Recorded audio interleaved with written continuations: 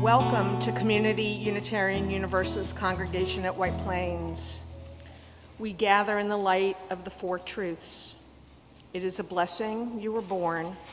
It matters what you do. Your experience of the divine is true. And an important reminder, you don't have to go it alone. We celebrate Ramadan, which starts tomorrow, Monday the 11th. For Muslims, it is a period of introspection, communal prayer in the mosque, and reading of the Quran. If you're visiting us for the first time online this morning, please take a moment to click the link in the chat. Fill out the visitor form and let us know how you'd like to be connected with us.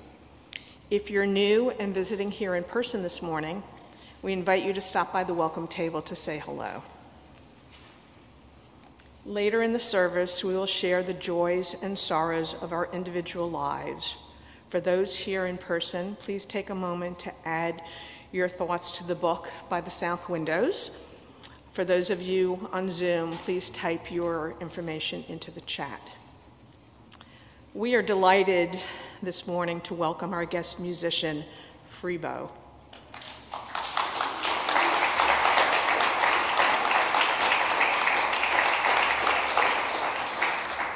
He is a genuine folk, rock, and blues icon who, after over 40 years of recording and touring with many of the great artists of our time, including Bonnie Raitt, 10 years, Crosby, Stills and Nash, Maria Muldaur, John Mayall, Ringo Starr, Dr. John, Neil Young, and many more, he is regarded as one of the most gifted singer-songwriters of today.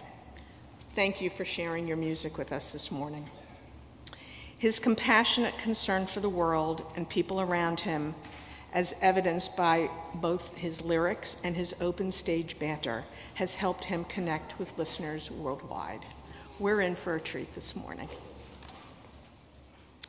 Our opening words this morning come from Dan Schatz. Come, you who are weary with the cares of the world and the cares of your heart, come. You who are lifted by milestones, accomplishments, and celebrations, come.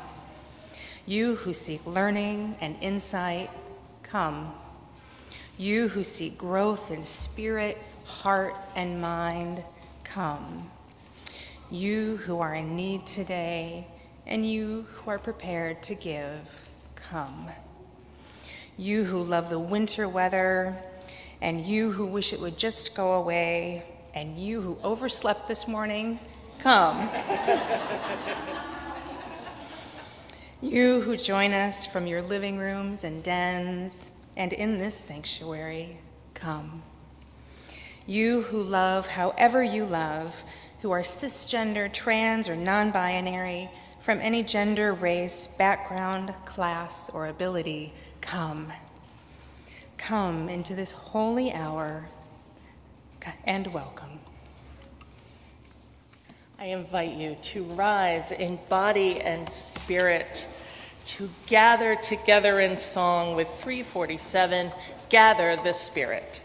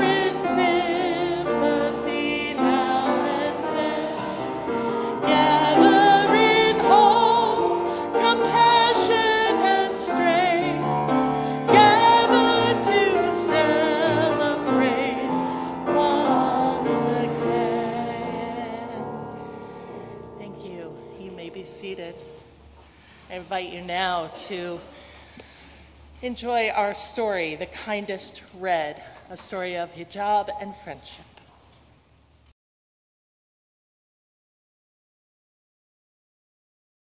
Hi, my name is Ibtihaj Muhammad, Olympic medalist and author of The Kindest Red, a story of hijab and friendship.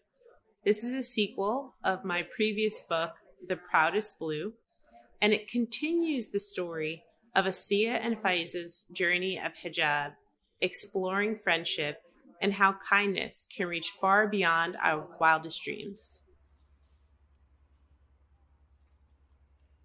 Mama holds up the dress. My sister Asiya's dress. Before that, Mama's dress. Now it's mine. I hug it close. I've been waiting so long to wear it. Asiya does my hair, just like Mama taught her. She says, "Almost done, Faiza," just like Mama. I get to slide the sparkliest scarf pin into Asiya's hijab to hug it tight. Mama takes our picture day picture before waving goodbye. My kind, beautiful girls, remember, you are strong and smart. You can do and be anything. At school, my friend Sophie twirls in a dress with big red roses and the biggest red sash. I twirl to show her we match. We march into class together. Today is a special day. It's time to think about what kind of world we want to live in, Miss Ramirez says. What kind of world do you want? She writes all our answers on the board. It's going to be such a good world. Miss Ramirez asks each of us to draw the world we want and give it a name. Everyone around me picks up their colored pencils. I see Sophie drawing superheroes, lightning bolts, and flowers. Mama would say, "Draw a beautiful world." Asiya would say, "Draw a strong world." What do I want? A kind world. A world where there's always a friend nearby. A world of friendships, helping one another.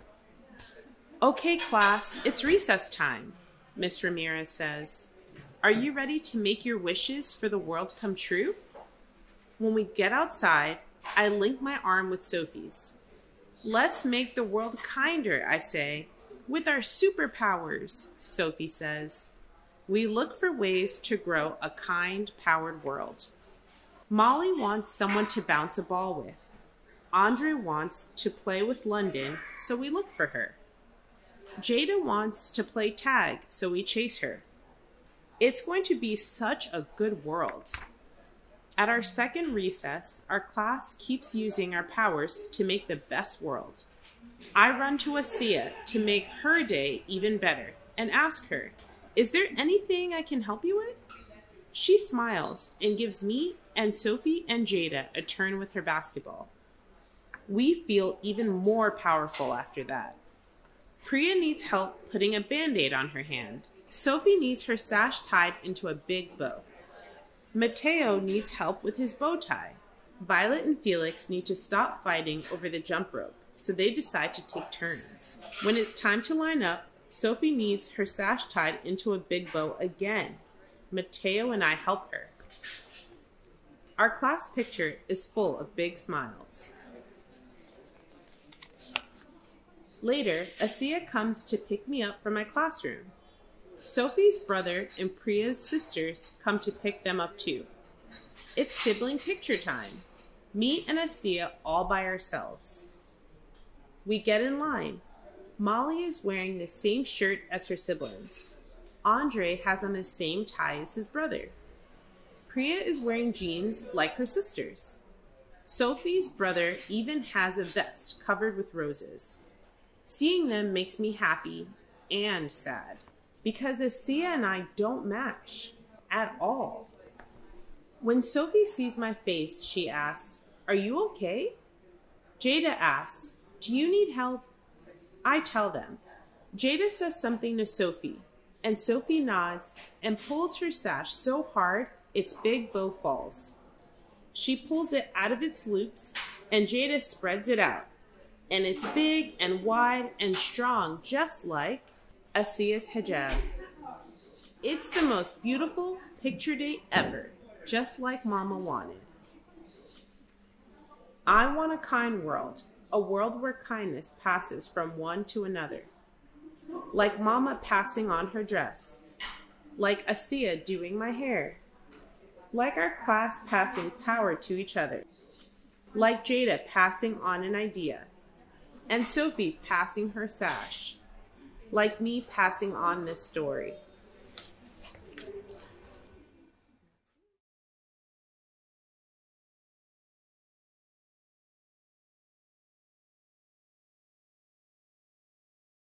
As we sing the blessing, I invite children, youth, and leaders to leave for your RE activities.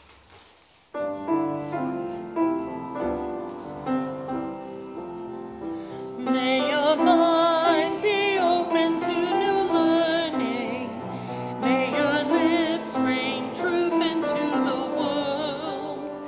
May your heart know love and your hands do the work of justice as you go your way in peace. As you go your way in peace. Good morning. Let us enter into a time of prayerful meditation. Many of you may know this already, but if you don't, I'm sorry to inform you that this week we lost our dear member, Ingrid Hartman, on Thursday. Ingrid had just turned 89 and had just met her great-granddaughter, infant great-granddaughter, for the first time. She died peacefully at home on Thursday. When we have a date for a memorial service, it will be announced. Today's prayer is from the Buddhist loving-kindness tradition, and it's participatory, or at least I'm making it participatory. So I will read you I will share with you the 5 lines of the prayer, and then I'd like to go through it again. I'll say a line, and I'll invite you to repeat after me so that we can say it all together as a community. May all beings be peaceful. Let me go through it first. Okay. May all beings be happy. May all beings be safe. May all beings awaken to the light of their true nature. May all beings be free. All right, now please repeat after me. May all beings be peaceful. May all beings be peaceful. May all beings be happy. May all beings be happy. May all beings be safe. May all beings be safe. This is a tough one. May all beings awaken to the light of their true nature. May all beings awaken to the light of their true nature. May all beings be free. May all beings be free. May it be so.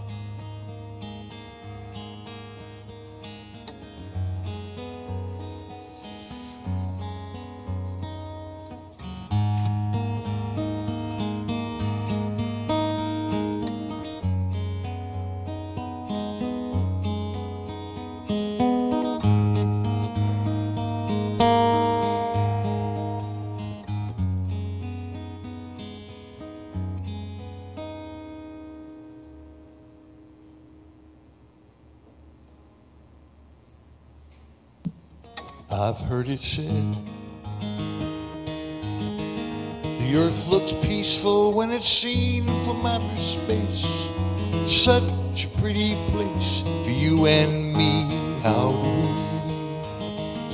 we hear the wisdom of the crickets in the night, singing out of sight from way down here, where there's only right or wrong. Why can't we just try to get along? I've heard it said, there's 100 billion galaxies of light lighting up the night. For you and me, we could be just as peaceful as the earth from outer space, living in a place of harmony. Harmony, oh, such a lovely sound. Why do we put one another down? Just consider that there is no wrong or right, and consider that there is no black or white. There are always shades of gray to help us find our way to the light, to the light. I've heard it said, every culture has a history in stone, dances of their own they like to do. Wouldn't you like to be accepted just the way you are? Is that really hard to see? Couldn't we find a way to understand and blow away that line in the sand? Just consider that there is no wrong or right, and consider that there is no black or white. There are always shades of gray to help us find our way to the light, to the light, to the light, to the light. I've heard it said, the earth looks peaceful when it's seen from outer space. Such a pretty place for you and me, for you and me, for you and me, for you and me, for you and me.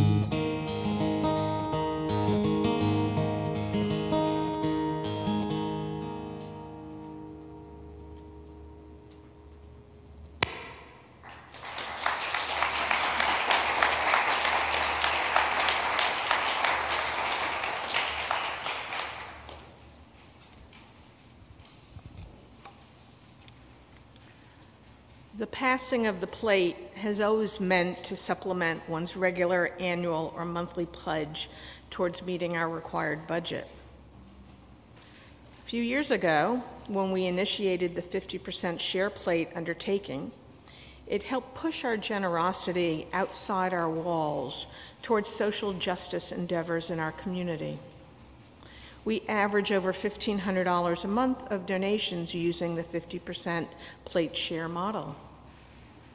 This month, in March, half of our plate collection is being donated to the new American Enrichment Fund, which helps pay for after-school activities, summer camp, and other enrichments for children of our refugee families. As well, it helps with training expenses and courses to improve employment skills for those parents. You're now invited to participate in the blessing of giving as the ushers come among you to accept the gifts of this congregation. For all of your time, energy, and funds that are given and received, we give thanks. There we go. Good morning, everybody. It's great to be here. This is a song about love. That's really all there is, right?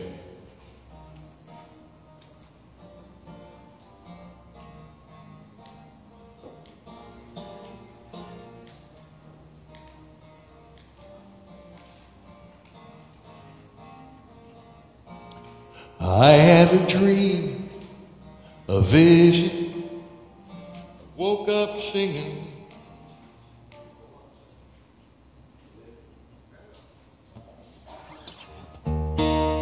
Much better. Take two.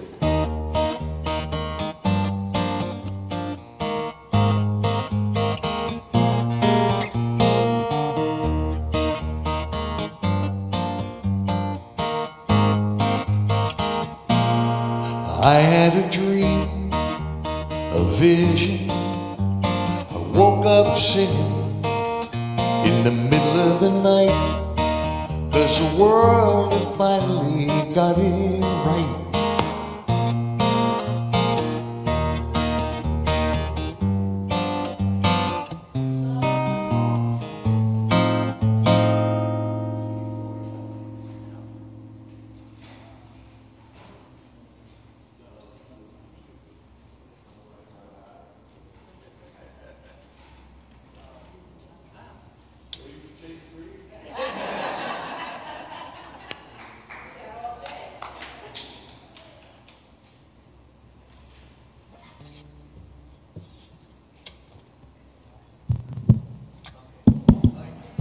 Here we go.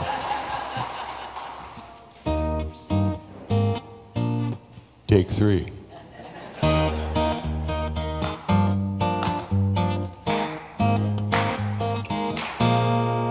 I had a dream, a vision. I woke up singing in the middle of the night, 'cause the world had finally been right. It had nothing to do with history, which side had lost it. It had everything to do with love. You hear a voice calling somewhere inside you, saying we're not alone, and the music fills your heart with hope. Got nothing to do with boundaries, thinking you gotta be it's got everything to do with love. With our differences behind us, the world looks new. Maybe something as simple as kindness see us through. Well, it takes as long as it takes, and you know it. When the moment is right, you hear somebody singing in the morning light. There's so much hope to hold on to, so many songs to be sung. It's got everything to do with love. It's got everything to do with love. Love, everything to do with love. I had a dream, a vision. I woke up singing in the middle of the night, 'cause the world had finally got it right. There's so much to hold on to, so many songs to be sung. It's everything to do with love. It's got everything to do with love.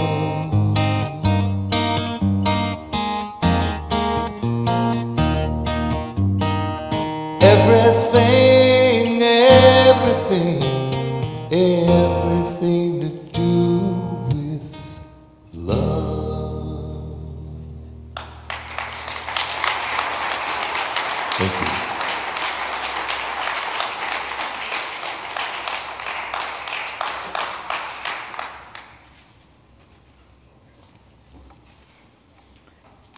Our reading this morning is called The Low Road by Marge Piercy, and it's adapted by Richard Gilbert. One person can have faith, but it can be lonely. Two people make a dyad, one to talk and one to listen. Three people are a delegation, a community, a wedge. With four, you can play bridge and start an organization.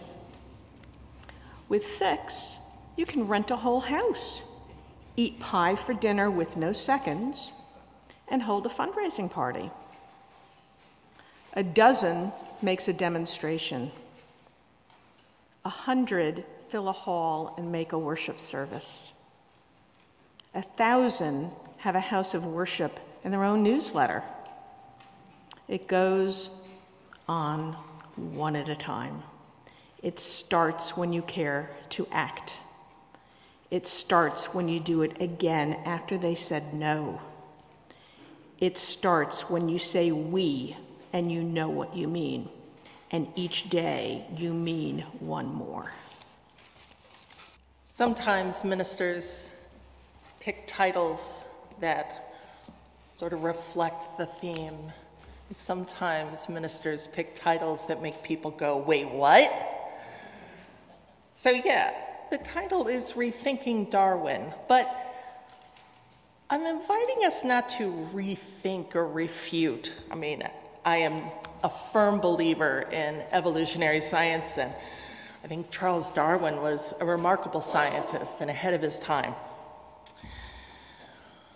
What I want us to look at is the ways we talk about Darwin and evolution. We often start with two phrases, natural selection and survival of the fittest. But we're often getting it wrong because those two ideas are only part of the story. What we don't talk about is what seems to be core to our evolution: cooperation and friendliness. Cooperation is key to our survival as a species because it increases our evolutionary fitness. Now, to Darwin and modern biologists, survival of the fittest refers only to the ability to survive and leave viable offspring. That's it. It's just about biology.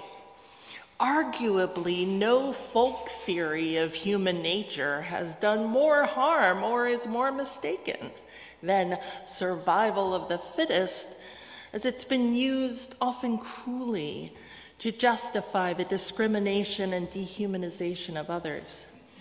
And it permeates our society, this idea that only the fittest and most able-bodied and most beautiful survive. But in actuality, Charles Darwin himself was constantly impressed with the kindness and cooperation he observed in nature. And he wrote that those communities which included the greatest number of the most sympathetic members would flourish best. In other words, the best way to win at evolution is to maximize friendliness so that cooperation flourishes. Now, many species cooperate, right? From the bacteria and microbes that live in our bodies to the birds and bees who pollinate plants, and entire ecosystems that rely on friendliness, the intentional or unintentional cooperation or positive behavior toward others. Evolutionary anthropologists Brian Hare and Vanessa Woods began to wonder if that kind of cooperation, which seems to be a main trait of Homo sapiens, or modern humans as I'll call us, is what gave us the evolutionary edge. So that edge wasn't a given, and we don't have time for me to go over the whole hominid history, but basically, by the time Homo sapiens came along, we did not appear to be the ones who were going to survive. Others had bigger advantages.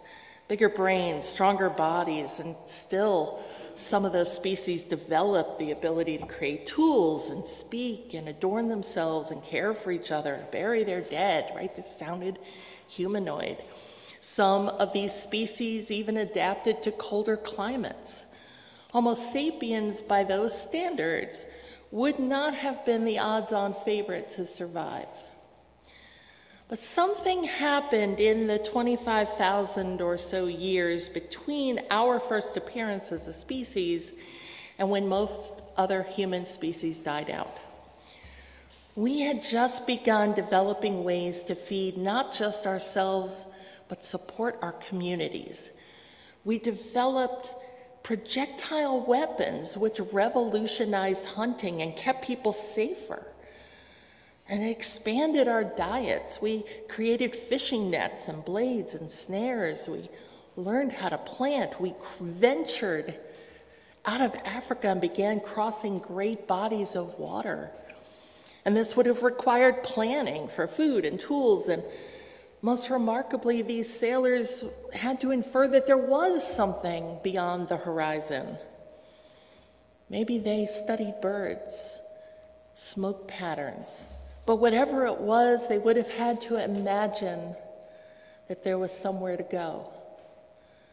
We began living in camps, not just filled with our families, but with hundreds of people, organized with areas for various tasks, from cooking and sleeping, to preparing food, to making clothing, to build the fires. We began to expand our social networks. We began to trade. Our ability to create art moved beyond representation and into storytelling and the use of metaphor. We behaved and looked like modern humans, eclipsing other human species and becoming not just dominant, but the one human species that survived. And Heron Wood suggests that what allowed us to thrive while other humans went extinct was a kind of cognitive superpower, a particular type of friendliness called cooperative communication. So what this means is we developed a way to communicate and learn from each other's behaviors and pass on innovations, to solve problems together, to inherit and pass on knowledge, to form relationships. And they found that our emotions are key to these sophisticated social understandings and strategies in a way that wasn't true for other human species.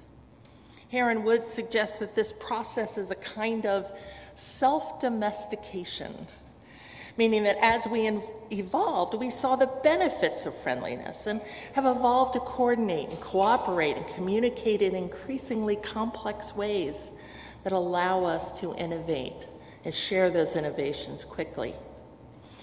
Now, interestingly, our researchers found that dogs and our closest cousins, the bonobos, also seem to have gone through this kind of self-domestication, choosing to become friendlier and able to communicate in fairly complex ways to have their needs met and to support their communities. So yes, in this one limited way, dogs are better than cats.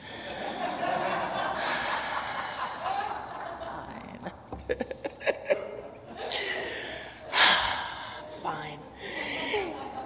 But by studying various other animals, Heron Wood were able to understand the evolutionary benefits of self-domestication and how that might have happened over time. Now, they spend quite a bit of time in their book, Survival of the Friendliness, talking about this, and it is fascinating to learn about their experiments, which began with a dog named Oreo. And I do commend to you this wonderful book. But I can hear you asking, if friendliness is such a key to our being human, why are people so awful to each other? The short answer, I think, is that when we form communities and cooperate within them, we begin to feel protective. And when we feel that our group is being threatened by a different group, we're able to separate them from us, which allows us to dehumanize them. Where empathy and compassion would have been, there is nothing but disdain and fear. Those we perceive as outsiders are no longer humans, and the rhetoric of dehumanization flourishes, not just calling others animals, but using language to elicit disgust and vilification, which then sets a norm, drawing hard lines between us and them, removing the ability to even communicate, no less come to any compromise. We shift from survival of the friendliest back to survival of the fittest, mistaking power and control for progress. Now, some of this is hormonal. Oxytocin and serotonin have a lot of impact on how we perceive safety and threat. Love for our own groups enhances our fear and aggression towards strangers with a different identity. And when we isolate only in our small groups, our own groups, we become even more fearful and aggressive. This is why our vision of the beloved community, as beautiful as it is so hard. We envision a world where those divisions are not things to be afraid of, where the people unlike us are actually people too. We envision a world where our propensity for cooperation and collaboration means everyone has enough and can live in peace. We can see it, we can dream it, but it's so hard to make real when there are so many working so hard to keep us separated from one another. As Hare and Woods point out, across time, culture, and country, the underlying psychology is always the same. To initiate the cycle of dehumanization, extremists may convince their own group that they are being dehumanized by another. As the reality of perceived threat level increases, even people in the middle move away from the bullseye and closer to the outer circle of the target and are primed for violence against enemies. Without a humanizing or galvanizing cause like a common threat, or they use the example of the moon landing. Things that can be used to unite people on different sides, those in the moderate middle struggle to bring extremists and ideologues back to the negotiating table. Yet we know that our fear of the other diminishes when we have contact with those who don't share our culture and experiences, when we have a chance to see and connect to the humanity in others. We are less likely to other a group of people when we know someone who belongs to that group. Suddenly we hear their voices, we sense their life force. We see their eyes. And by the way, I didn't put this in, but it's so fascinating. Homo sapiens are the only species to have developed sclera, the whites of our eyes, with the thought that our eyes can communicate cooperation, where we're looking, what our thoughts are, right? So you can see me move my eye up there as though something caught my eye. We use our eyes, we developed our eyes to communicate. And so when we see our faces in each other's eyes, we're communicating with one another. We know them as human, just like us, and that softens that fear reaction and changes attitudes. And soon we aren't just making connections and shifting our attitudes, we are communicating, we are collaborating. We can begin to see how our fates are tied up with one another, how our work toward liberation helps everyone. We're never going to reason each other into the beloved community. It's far too emotional for that. We must do it through our evolutionary superpower, friendliness. We must be willing to break down the walls that divide us through connection.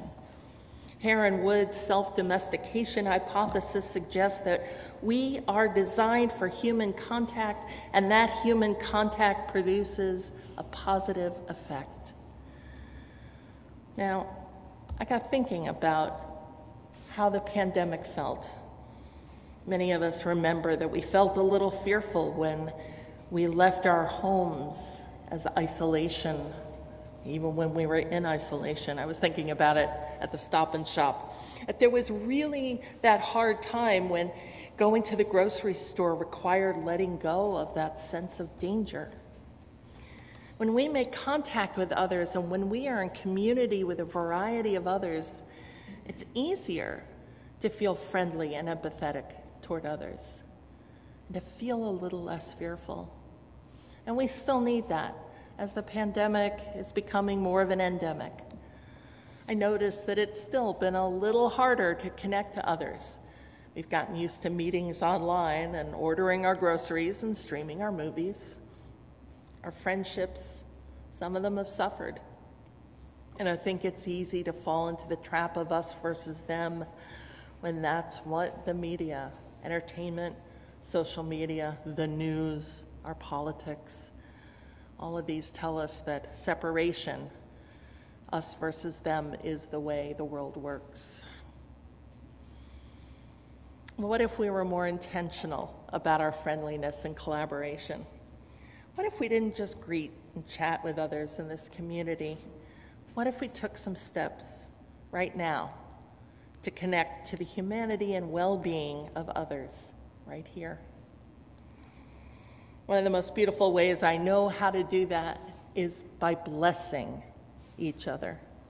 When we bless one another, we give something of ourselves and break down the divisions between us and others.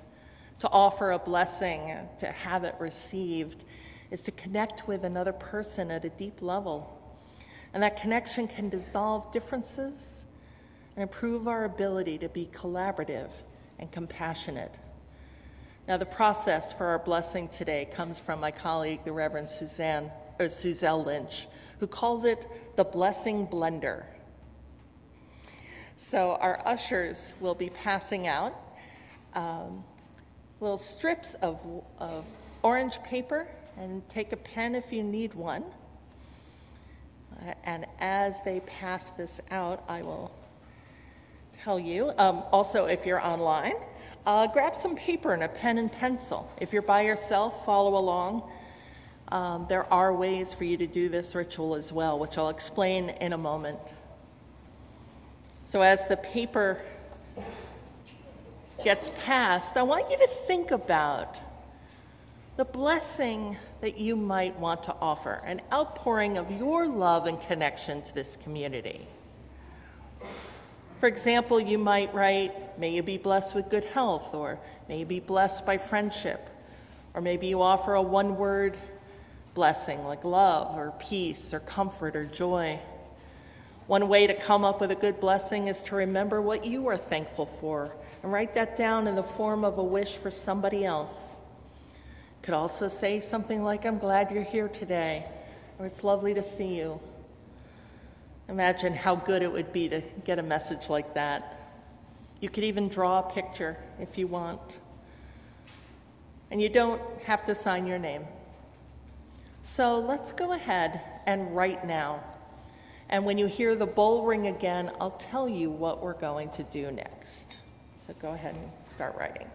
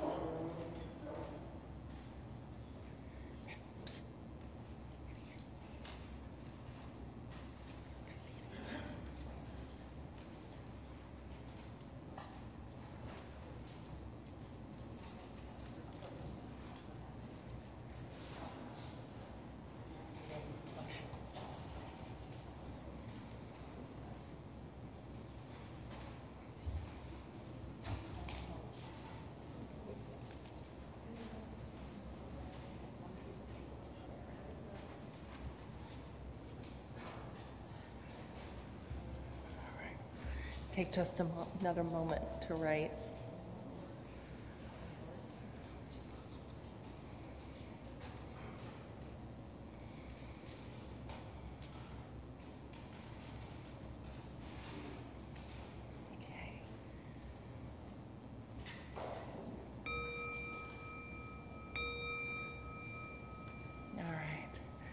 So the next part is the blender part of our blessing blender.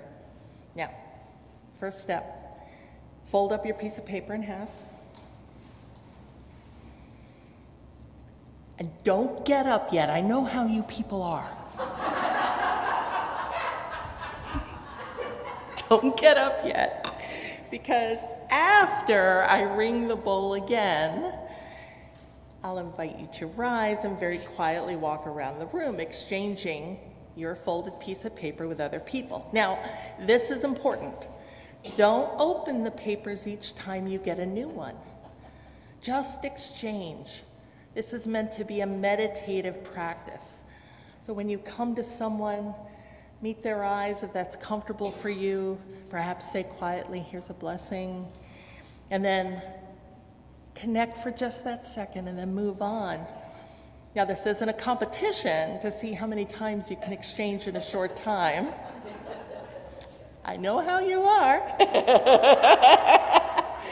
But this is the way to mix the blessings all around this place. You'll go quietly and meditatively and make the most of your connection as you exchange with each person.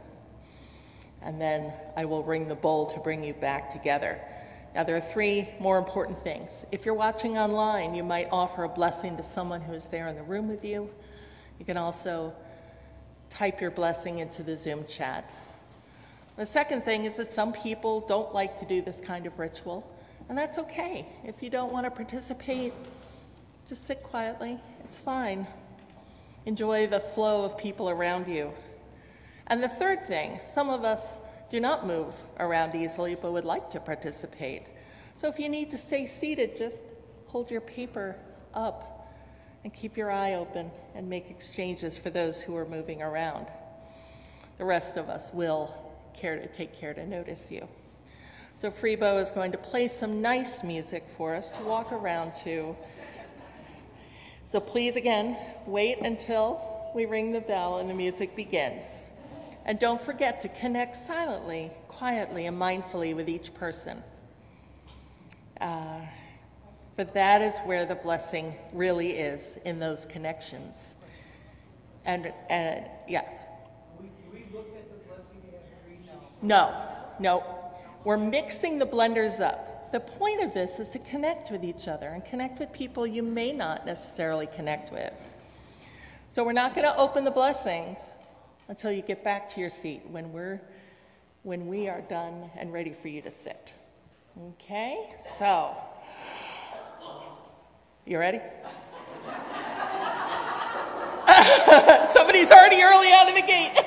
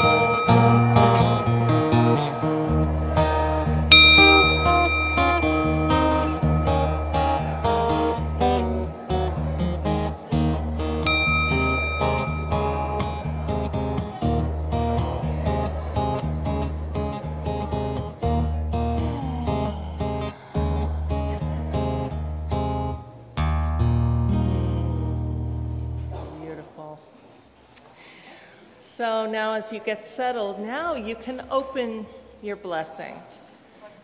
Pause for a moment and take it into your heart and mind, what's written or drawn on that little slip of paper.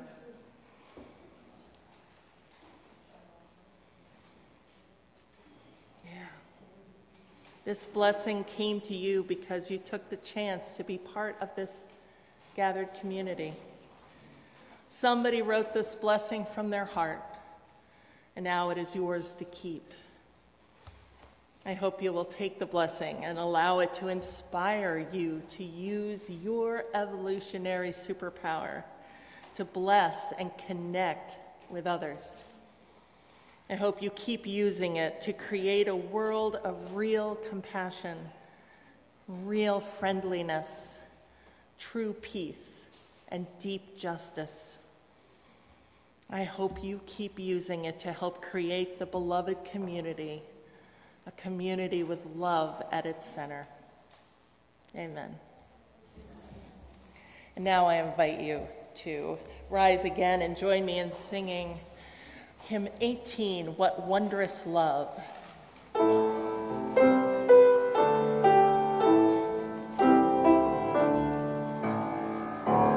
What wondrous love is this, oh my soul, oh my soul. What wondrous love is this, oh my soul. What wondrous love is this that brings my heart such bliss and takes away the pain of my soul, and takes away the pain of my soul. When I was sinking down, sinking down, sinking down. When I was sinking down, sinking down. When I was sinking down beneath my sorrow's crown, friends to me gathered round. Oh my soul, oh my soul. Friends to me gathered round. Oh my soul. To love and to all friends I will sing, I will sing. To love and to all friends I will sing. To love and to all friends who pain and sorrow mend, with thanks unto the end I will sing, I will sing. With thanks unto the end I will sing. You may be seated for our closing words from Rosemary Watola Tromer. And if it's true we are alone together, the way blades of grass are alone but exist as a field. Sometimes I feel it, the green fuse that ignites us, the wild thrum that unites us, an inner hum that reminds us of our shared humanity.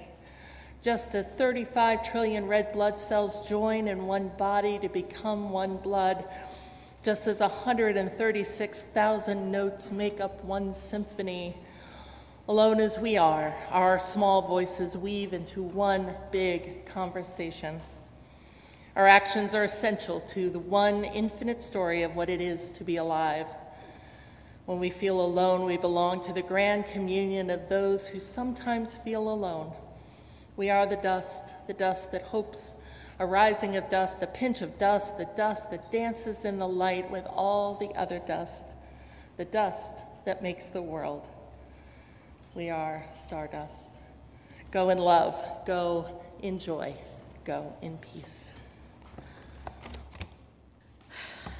The chalice is now extinguished, but its light lives on in the minds and the hearts and the souls of each one of you. Carry that flame with you as you leave this place and share it with those you know, with those you love, and most especially with those you have yet to meet. Thank you for being with us today. We have just one important reminder. If you've been thinking about becoming a member of this congregation and would like to vote for the calling of the next settled minister, please make an appointment with Reverend Kimberley to sign the book and become a member. You need to do that by March 24th in order to be eligible to vote. It has truly been a gift to be together today. After we enjoy one more song from Freebo, please spend a few minutes talking with someone you don't know. Escort each other to coffee hour or other events, and may we all know the blessings of friendship.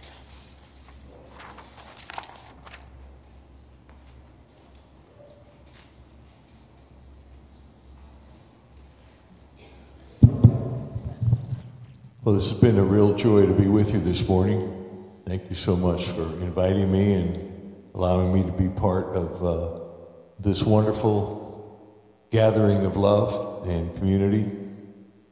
And, you know, we go out in the world and we want to make a difference in these very interesting times.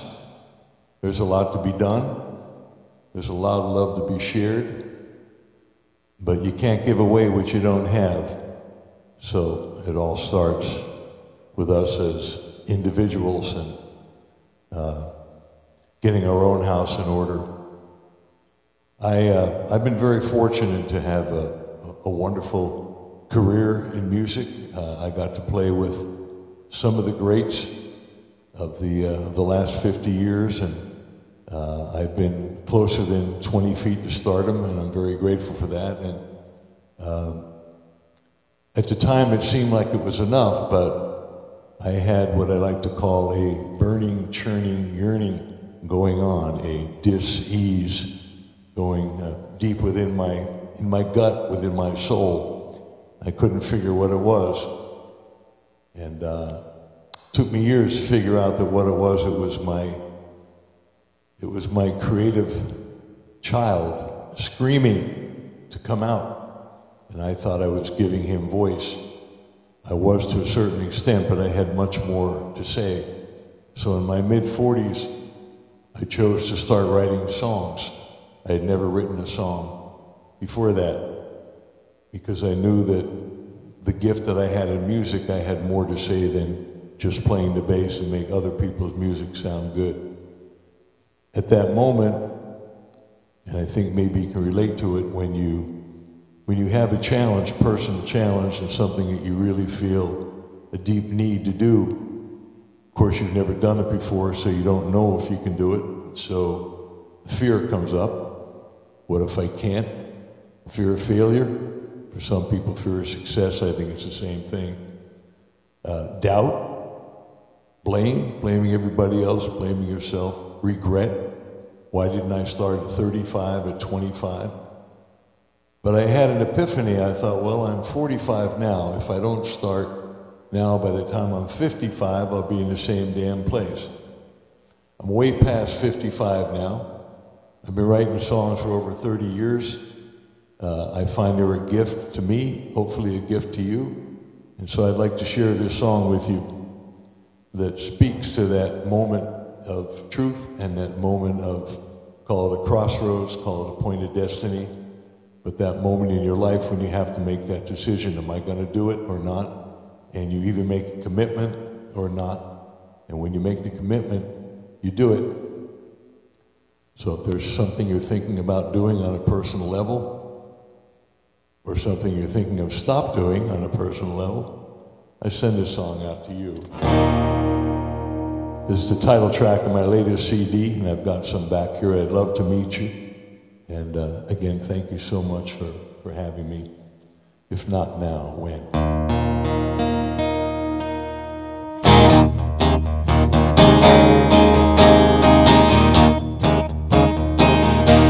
When I was a young boy, I had these dreams.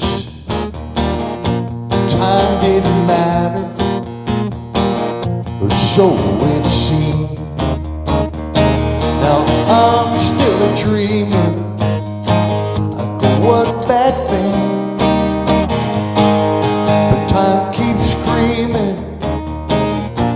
not now when? Hundreds of heartaches and broken down plans, so many what ifs, and what if I can't? My fear held me captive, caged in a pen. It's time to break free, boy. If not now, when? If not now, when? If not me, who? I can't pretend. Oh no, 'cause I know it's true. I make this vow, I swear amen. My time is now. If not now, when? Doubting and blaming, it's time to let them go. 'Cause his healing journey, it can go so slow. But I hear these voices again and again. They keep on calling. If not now, when? If not now, when? If not me, who? I can't pretend, 'cause I know it's true. I make this vow, I swear amen. My time is now. If not now, when? It's time to take this leap of faith without a net. Hello to destiny and goodbye regret. Sing with me. If not now, when? If not now, when? If not me, who? If not me, who? I can't pretend. I can't pretend, 'cause I know it's true. 'Cause I know it's true. I make this vow, I make this vow, I swear amen, I swear amen. My time is now. If not now, when? I make this vow, I swear amen. My time is now. If not now, when? Say it again. If not now, when? One more time. If not now, when?